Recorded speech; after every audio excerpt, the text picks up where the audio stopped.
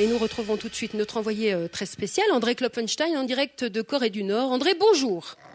Au clair de la lune, mon ami Pierrot, prête-moi ta plume. Oui. André ? Chut, vous allez le réveiller. Mais qui ? Myung-il. Vous êtes à côté de Kim Jong-il ? Non, dessus, là, je suis dessus, oui. Quoi, vous êtes assis sur Kim Jong-il ? Oui, il n'y avait plus de chaise, alors j'ai trouvé que ça, voyez. Voilà, fais dodo, Kim Il-sung, mon petit frère, fais dodo, t'auras tes gâteaux. Chut, il dort. André, vous avez pu rencontrer Kim Jong-il ?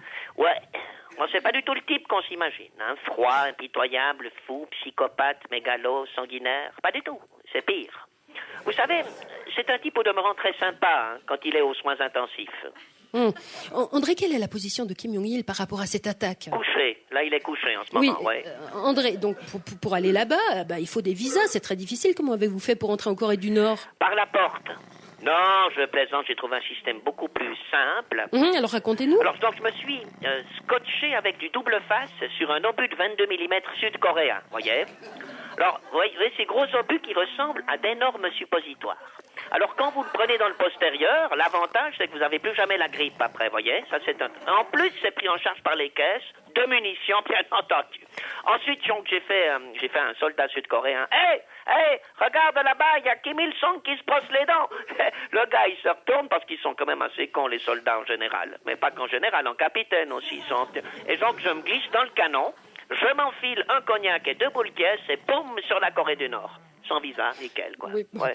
André, justement, il y a eu des bombardements nord-coréens sur une île de Corée du Sud, faisant 4 morts ? Ouais, et une quantité non négligeable de blessés dont la plupart resteront sourds à jamais. Pratique, pendant les bombardements, ils peuvent dormir tranquilles sur leurs 2 oreilles s'ils en ont encore. Hein. Ça, c'est toujours la question qu'on peut se poser. Oui. Alors, que s'est-il passé exactement ? Alors, selon la Corée du Sud, c'est la Corée du Nord qui a commencé.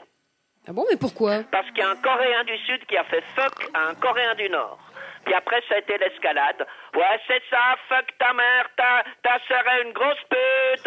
Ouais, vous voyez, oh merde, j'ai plus de micro. Pratique, j'entends plus rien du tout. Mais bon, on va y essayer comme ça. Vous voyez comme on peut être censuré parfois. Donc, je vous le traduis. Donc, je n'entends pratiquement plus rien. Je vous le traduis pas en nord-coréen. Je connais pas la signification des mots mère et sœur. André, on assiste entre les deux pays à une véritable guerre froide. Oui, ça va, il fait 12 degrés en ce moment, mais c'est couvert. Une guerre froide made in China, une guerre froide made in USA de l'autre côté, oui. La Corée du Nord, d'ailleurs, est surnommée le pays du matin calme.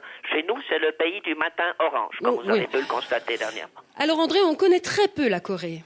Alors, vous avez qu'à aller en vacances. Hein. Nous, on a loué un bunker l'été passé avec ma femme, très bien situé dans un petit lotissement. C'était... Oui, un bunker en juillet ? En béton. C'était fantastique. Et votre femme ? Merveilleux, on l'entendait pas crier.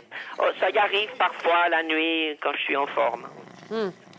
Bon, alors, comment vit la population dans cette dictature la plus secrète du monde ? On parle de problèmes d'alimentation, de famine, etc. Alors, le taux de mortalité infantile est de 54%. Quoi, plus d'un enfant sur 2 ? Ben, faut bien manger, hein.